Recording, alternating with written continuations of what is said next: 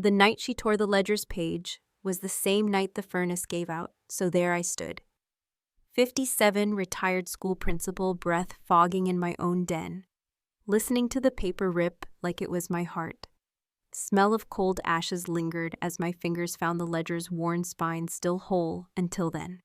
Ever had a moment when the thing you'd guarded most slipped through your grasp? It wasn't the kind of dinner that starts warm and ends warmer. It was the sort of meal where even the roast chicken, moist and golden, seemed to sit heavy and silent on our plates. I tried to focus on the way the candlelight softened the lines of Caleb's face, but even that comfort was fleeting.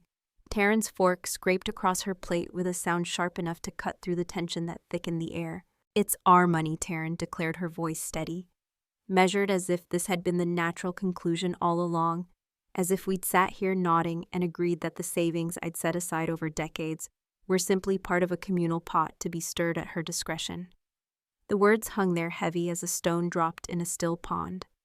The ripple they sent through me was immediate, though invisible to anyone else. I reached for my coffee cup, wrapping my fingers around it as if its warmth might anchor me. Steam rose in soft curls, but my hands trembled just enough that I had to lower the cup again before I spilled a drop. Caleb shifted beside her, his eyes darting toward me, then back to his plate. His discomfort was as palpable as my own.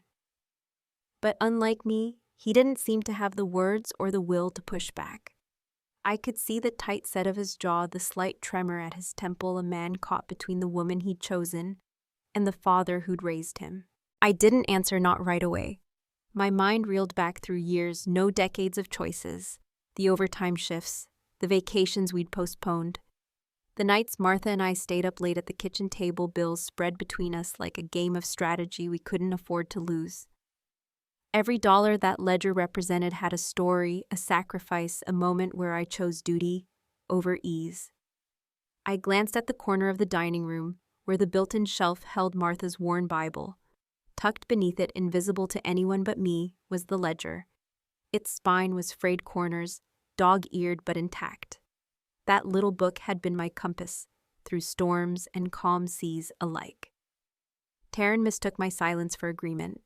She continued, her tone light, almost breezy, now that she believed the matter settled. "I mean, it just makes sense, right? We're family. What's yours is ours. We could finally do the kitchen remodel, maybe take that trip to Cancun we've been talking about. And it's not like you need all of it sitting there unused." Unused. The word stung more than I'd expected, as if careful stewardship was waste, as if those dollars had been hoarded rather than guarded, tended like a garden I hoped one day would bloom into security legacy, something that outlasted me. The warmth of the room felt oppressive now.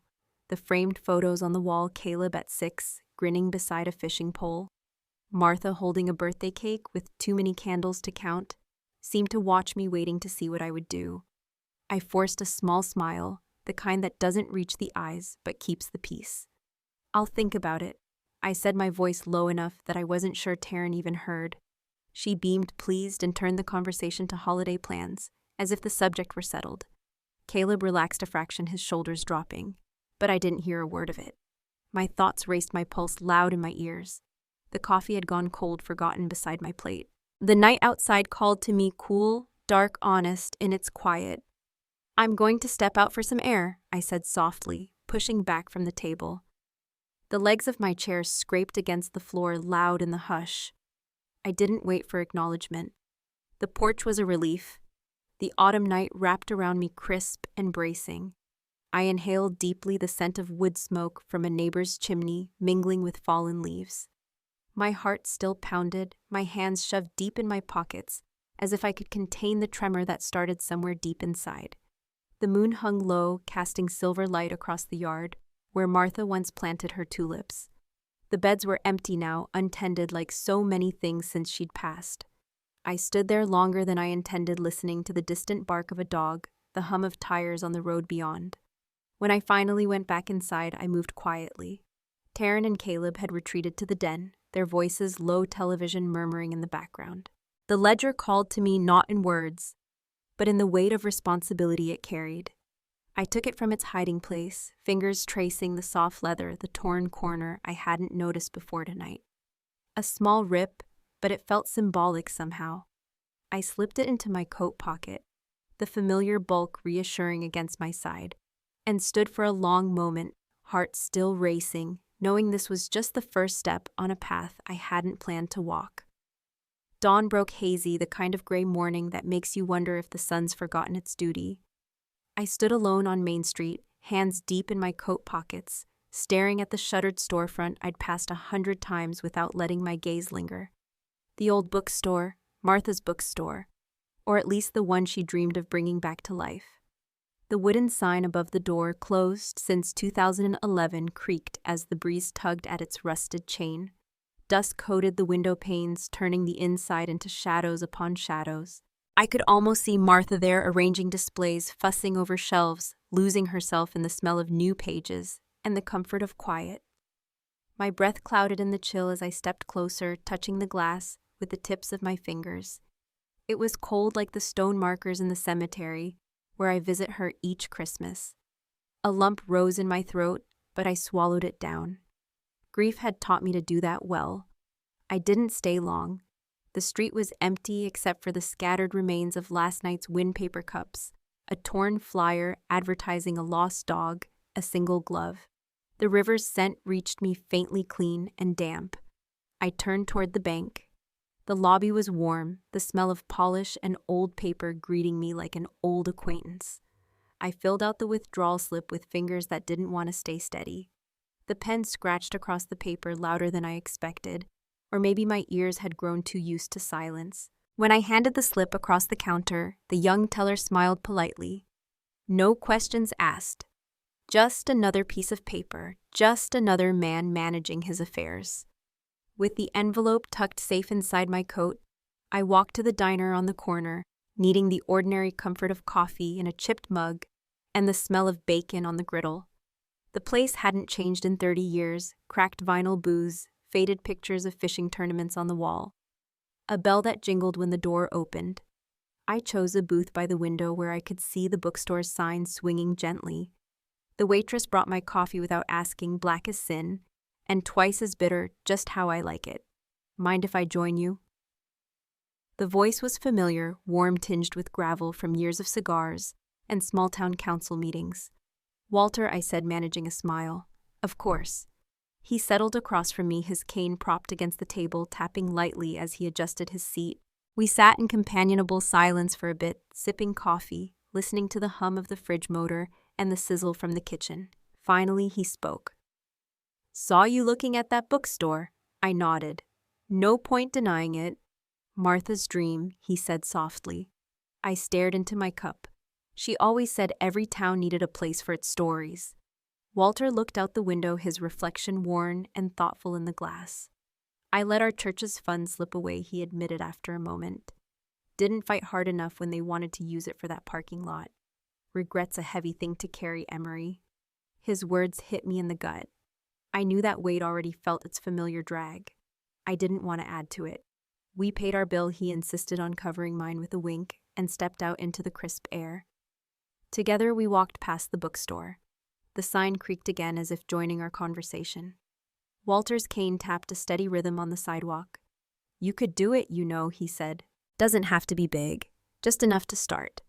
Remind the town what it's like to believe in something small and good. I didn't answer, but the idea rooted itself deeper.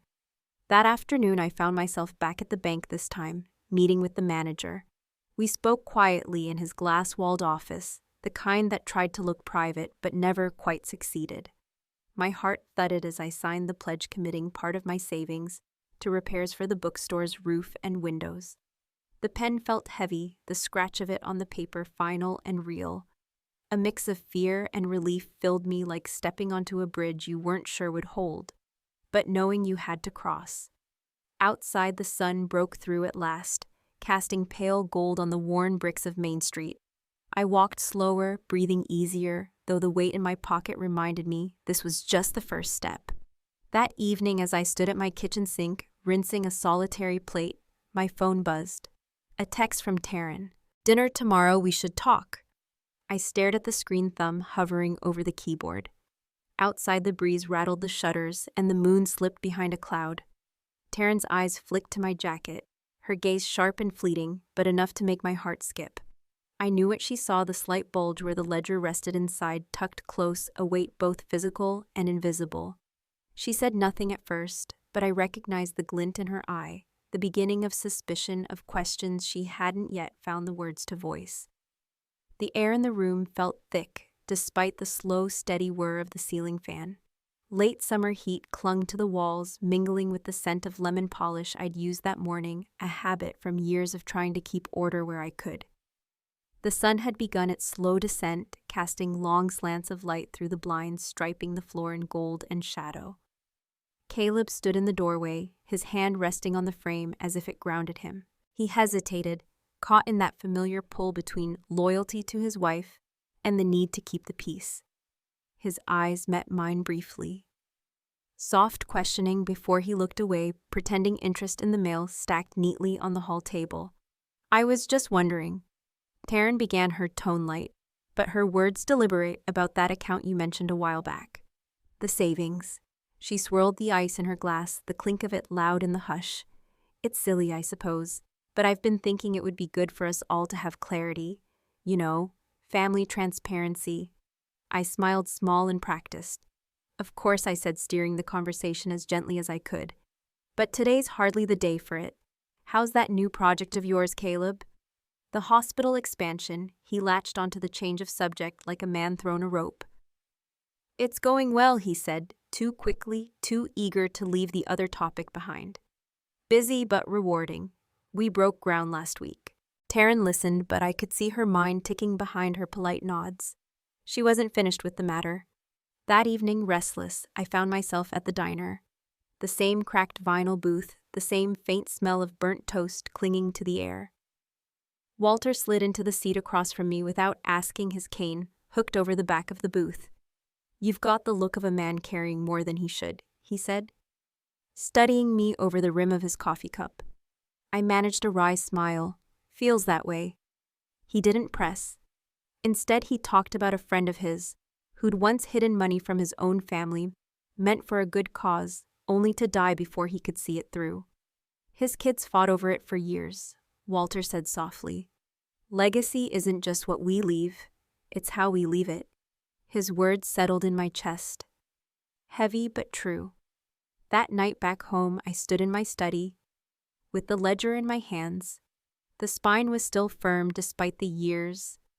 The pages yellowed but whole. I thumbed through it slowly, remembering.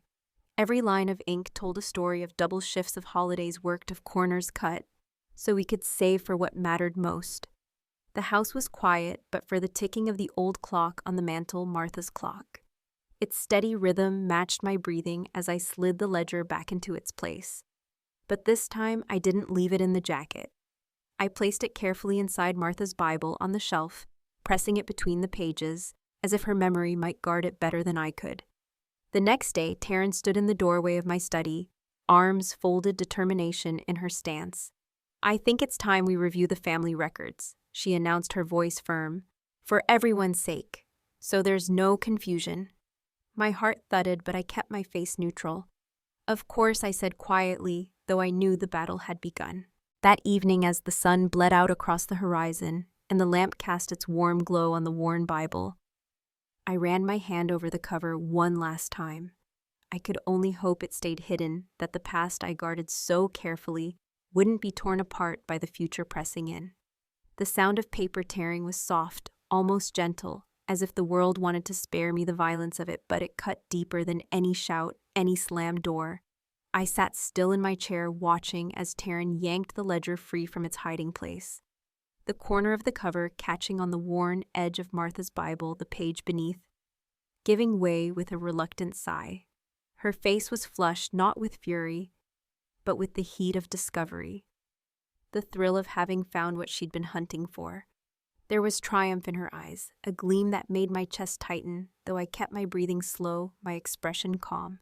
The fire in the hearth behind me had burned down to a bed of coals, casting long shadows across the room, dancing along the spines of books across the framed photographs on the mantel. Martha smiling beside a young Caleb. A day that felt like another life. Taryn clutched the ledger as if it were evidence in a trial she intended to win. I knew it, she said, her voice trembling, though with what anger, victory. Or something she didn't yet understand, I couldn't say. You've been hiding this. From your family, from us. I stayed seated, hands folded in my lap, letting her words pass over me like a cold wind. The weight of them was nothing compared to the years that ledger represented. Caleb hovered in the doorway, one hand braced against the frame, as if he needed it to steady himself. His eyes darted from me to Taryn, helpless, caught in the middle of a storm he'd never learned to navigate. Taryn, let's all just know. She snapped the word sharp as the crack of a whip. We need to talk about this, about what's fair, about what's right. Her voice rose with each sentence, but I didn't flinch. I watched the loose page flutter to the floor, the one that recorded the first deposit I'd ever made after Martha passed. The ink faded, but the memory clear. $100 saved from a week of substitute teaching tucked away against a future I wasn't sure I'd see, but wanted to prepare for anyway. This ledger, I said, my voice steady low, the words measured, built more than dollars. It built what your children will inherit, Taryn. Not just money, a chance, a foundation. She stared at me, the fight still in her, but beneath it, I saw a flicker of something else. Doubt, maybe, or fear of what she'd done. But it passed quickly, replaced by the same determination that had driven her to tear apart my den, in search of what she thought she deserved. Caleb stepped forward, his voice cracked with worry. Please, both of you, let's not do this. Not like this. But the gulf between us was too wide for him to bridge. Taryn slammed the ledger down on the table, the sound loud in the quiet room, and the loose pages sighed again as they settled. We'll see about that, she said, her tone flat, final. She turned on her heel and left the door closing behind her with a thud that echoed through the house. The silence that followed was heavy. The glow of the dying embers painted the room in warm orange and deep shadow. I leaned back in my chair, the weight of the moment settling over me like a blanket I hadn't asked for. I reached out, gathered the scattered pages, smoothed them with care, and placed them atop the ledger, my hand lingering on the torn corner, as if touch alone could mend it. Outside, the wind picked up, rattling the window panes. The world carried on indifferent to the quiet battles fought behind closed doors. Caleb's hands trembled as he unfolded the email printout I'd handed him, his fingers leaving faint creases along the edges. The paper crackled softly, the sound loud against the soft hum of the ceiling fan above us. Outside the cafe window, rain traced uneven paths down the glass, blurring the view of the bookstore's new sign propped against the wall. Cornerstone Books, Est, 2021. The letters were bold, proud, waiting for their rightful place above the door. The corner cafe smelled of wet pavement and old wood polished smooth by decades of elbows and coffee mugs. The barista behind the counter glanced our way, offering a nod that felt like silent support. She'd seen enough small-town drama to know when to stay out of it. Caleb's lips parted as if to speak, but no words came at first. He stared at the receipt, at the ink smudge in the corner where my pen had hesitated for just a moment before committing fully to the gift. The confirmation of my donation to the bookstore fund was there, in black and white, along with the scanned deed that transferred part of my savings to ensure its future. You didn't have to do this without us, Caleb said at last, his voice low, heavy with conflict. We're family, we could have talked about it, worked something out. I kept my tone gentle but firm. We did talk, Caleb, or at least I listened. I listened as Taryn laid claim to a legacy she didn't build, to dollars she thought were just numbers on paper, not the story of a life. This I gestured toward the receipt. Indeed, this is what I choose. A legacy that means something, not just shared wealth, shared purpose. Caleb's shoulders slumped, his fingers loosening their grip on the paper. The rain outside picked up, drumming softly against the window, as if the sky itself mourned the fracture between us. Taryn didn't come today, I added, though we both already knew it. Her absence said more than any words could. She'd drawn her line, and so had I. I didn't know, Caleb said, almost a whisper, his gaze fixed on the paper between us, as if it might somehow offer him answers. I didn't see. I reached into my bag, pulled out the ledger one final time. Its cover was worn, the corner still showing the tear from that night in the den. I placed it on the table, let Caleb look at it, let him see the history it held. The sacrifices, the choices, the quiet promises I'd made and kept. This ledger built more than a bank balance, I said quietly. It built this moment, this gift, and what comes after. He nodded slowly, his eyes damp, whether from the rain's reflection or his own sorrow I couldn't tell. I picked up the ledger again, sliding it into my bag with care, as if tucking away a part of myself. The cafe felt still, the air thick with things unspoken.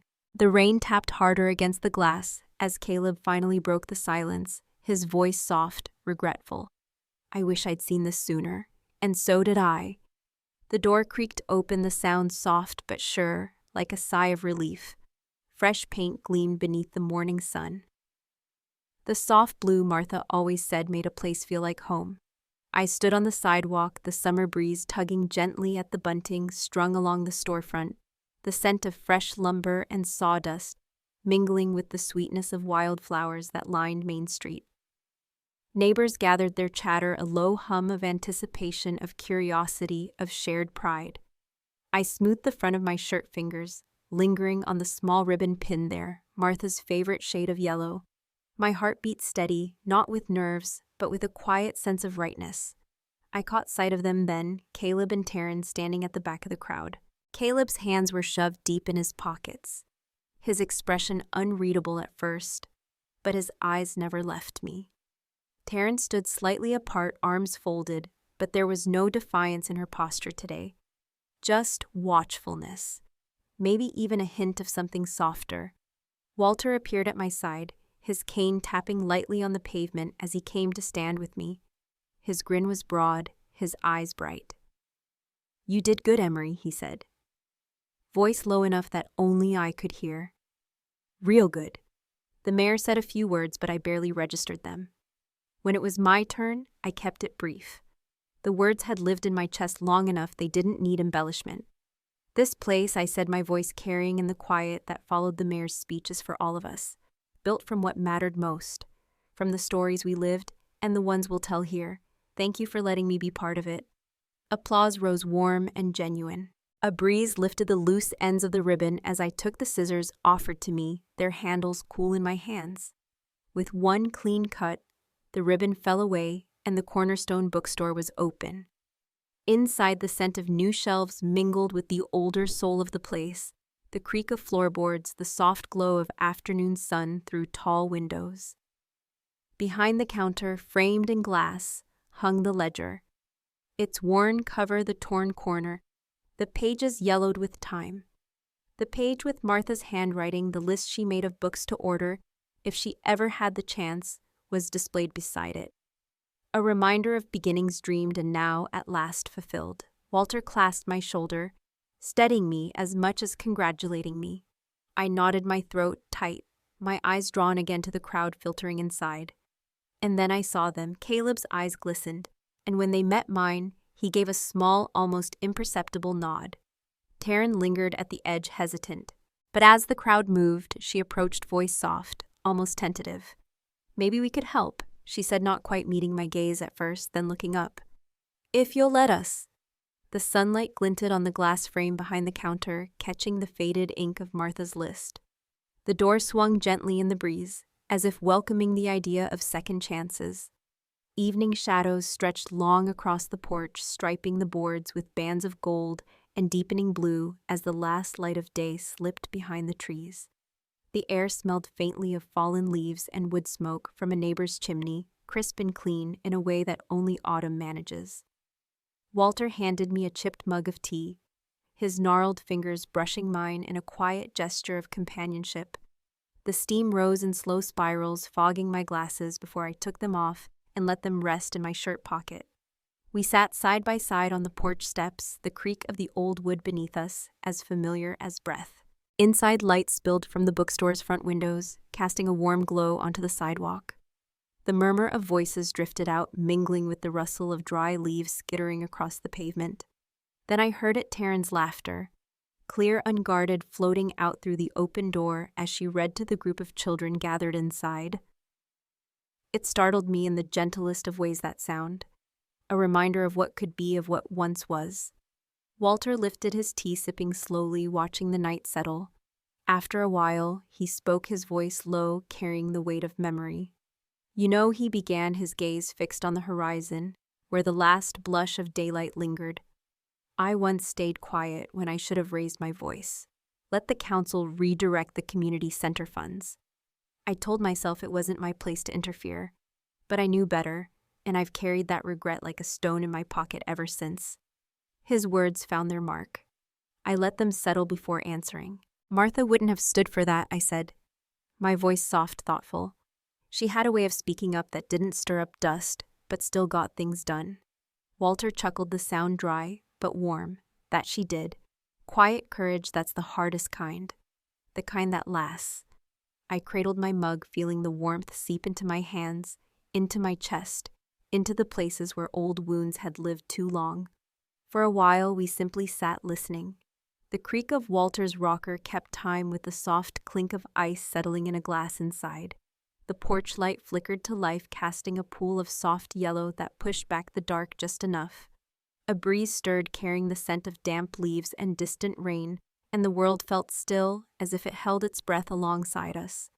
Inside, I heard the soft thump of books being stacked, chairs scraping gently on the floor, the murmur of goodbyes. Taryn stepped out into the doorway, framed by the glow of the shop behind her. She hesitated there, as if unsure whether to join us. The porch light caught in her hair, made a halo of it for just a second. "I've been thinking," she said at last, her voice careful, tentative. "Maybe we could start a small literacy program, under the store's name, Reading Hours Book Drives. Give kids a place to come after school. Nothing big to start, just something good." Her words weren't polished, they weren't rehearsed, but they were honest, and that mattered. I looked at her for a long moment. The quiet stretched between us, but it didn't feel heavy this time. It felt like possibility. "I'd like that," I said, my voice rough with emotion I didn't bother to hide. Walter smiled, leaning back, his rocker creaking in time with the breeze. "That's Martha's spirit right there," he said quietly. "You're keeping it alive."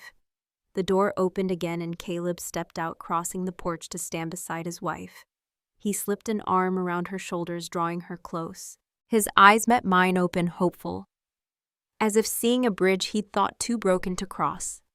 "Let's build this together," he said, his voice soft but sure. The porch light flickered once more, then steadied, casting its glow over us all as the night deepened, and the promise of what we might build together settled like a quiet blessing on the air. A year later, I turned the key in the lock of the bookstore's front door, the familiar creak welcoming me like an old friend. Inside, the sound of children's voices reading aloud met my ears before I even stepped over the threshold. The words weren't clear, but the rhythm of them, the rise and fall, the soft confidence of young readers warmed me in a way the wood stove in the corner couldn't match. The morning light filtered through the tall windows, the corners frosted in delicate lace patterns from the cold outside. The bookstore smelled of paper and pine, the scent of garlands Taryn had hung the week before still fresh. The stove radiated steady heat, keeping the chill at bay, and the floorboards creaked softly beneath my steps as I crossed to the counter. The ledger's frame hung just as we'd placed it on opening day, but a fine layer of dust now softened its edges. I wiped at it with my sleeve, the glass cool under my hand. The torn corner of the cover still showed a reminder of the battles fought and the peace forged. Its meaning hadn't dimmed, if anything it had grown woven now into the life of the store, into the rhythm of the town. Taryn stood near the back, a small group of children gathered around her as she helped them choose books for the week. Her voice was calm, encouraging, and when she spotted me, she smiled, a real easy smile that reached her eyes. Caleb was by the display of local authors, chatting with a pair of older customers, his hands gesturing as he spoke with enthusiasm. The shelves were fuller than I'd dared hope a year ago. Donations from the community had poured in books, well-loved, and books brand new, all given with the same spirit. The Literacy Club thrived, meeting twice a week, filling the air with the soft buzz of learning. Later that morning, Taryn and I sat at the small office desk, papers spread before us. Together, we signed the final documents establishing the scholarship fund. Profits from the store would help local kids with college books, with supplies, with whatever small but vital things they needed to take the next step. This is what she'd have wanted, Taryn said quietly as she capped her pen. I nodded, unable to find words that would add anything to what she'd said. Caleb joined us, then sliding a folder across the desk. I've been thinking, he began a little hesitant. What if we make it official, an annual event, Martha Delancey Reading Day? A way to celebrate what this place means, what she meant. The idea settled over us like a blessing, simple and right. As the day wound down and the last of the children filed out into the cold, their breath puffing white in the afternoon air, I stayed behind for a few minutes. I took the small brass plaque we'd had made and fastened it beneath the ledger's frame. The words gleamed softly in the firelight, what we give lives beyond us. Outside, I stepped onto the porch. The air smelled of snow, clean and sharp.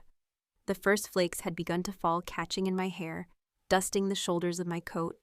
I watched as the streetlights flickered on their glow, warm against the gathering dark. I stood there a while, letting the quiet fill me. My heart felt full, not of pride, but of gratitude for what had been, for what was, for what would come. The morning after our first snow, I stood alone inside the bookstore, watching sunlight catch the brass plaque beneath the ledger's frame. The glass no longer bore dust. It gleamed as if the years of weight had finally lifted. The warmth of the wood stove and the quiet hum of life beyond the walls reminded me that legacy isn't what we keep, it's what we give away freely. Sometimes bridges collapse, so we can learn which ones are worth rebuilding. In this place, in this moment, I understood second chances aren't found, they're made. Has life ever handed you a second chance in disguise? I'd be honored to hear your story, share it below, or join us here again.